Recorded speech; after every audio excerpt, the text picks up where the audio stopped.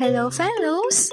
So for today's video, maaga tayong gagayak dahil meron tayong pupuntahang exciting! So maaga tayo nagising guys kasi pupunta tayo ngayon sa Splash Island!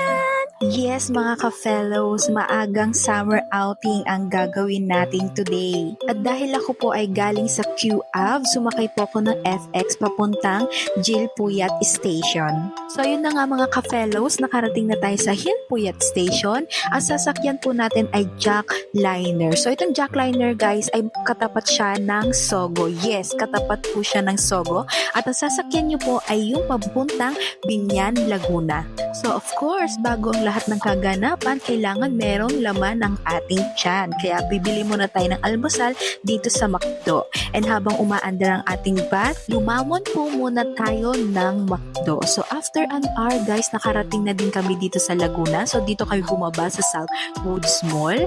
And then nag-grab na lang din kami papuntang Splash Island. Kasi guys, ang pamasahe sa tricycle ay 50 pesos each. And then ang grab po namin ay 104 pesos lang. Dalawa kami. So mag-grab na lang po kayo. So, yun na nga mga ka-fellows, nakarating na tayo dito sa Splash Island.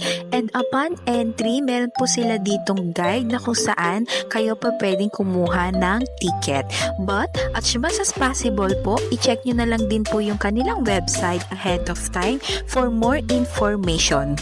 And take note lang mga ka-fellows, no food and drinks allowed po sa loob. And sa mga naghahanap ng shuttle van, ito po yung mga information nila. At dahil nga po sa no food and drinks allowed sa loob, i-check po nila one by one ang dala nyo pong mga gamit. Kaya as much as possible, huwag na lang po tayong pasaway dahil i-check po talaga nila yan. Kung meron po kayong mga dalang pagkain at tubig, kahit mo maliit na tumbler, hindi po yan pwede dito sa Splash Island. Then pagpasok nyo sa loob guys, meron silang mga standee na kung saan merong mga zone number.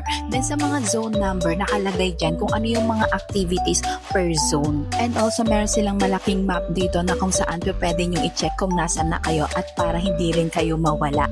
Then ganito yung mga itsura ng cottages nila guys. So ang pagkakaalam ko 1,000 ang rent nito. Then meron din silang malalaking nipa hut guys na pwede ring rentahan.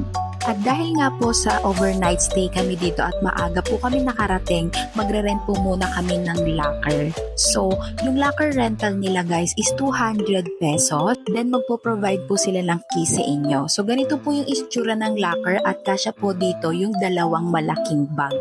Then, after nyo po ilagay yung mga gamit nyo, iwan nyo po yung susi dito. At dahil nga po sa bawal yung food and drink sa loob, meron naman pong pagpipilian ng mga pagkain dito.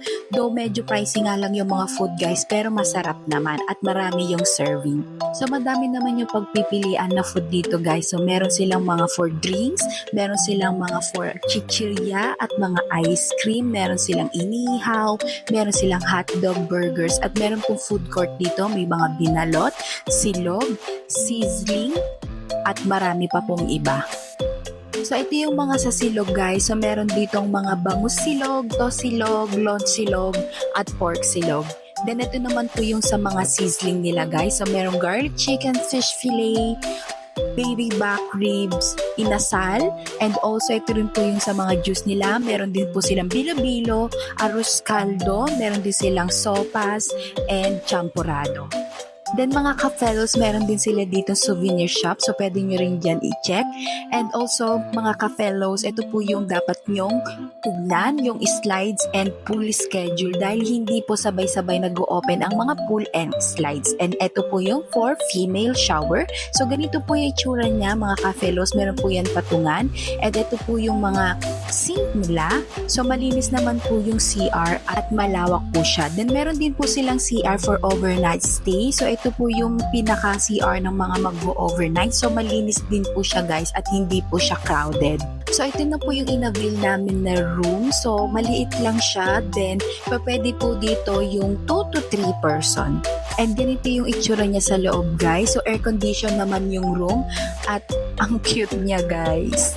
And hanggang dito na lang muna mga ka-fellows dahil medyo mahaba na itong video. Abangan nyo po ang part 2 for the water activities. Bye!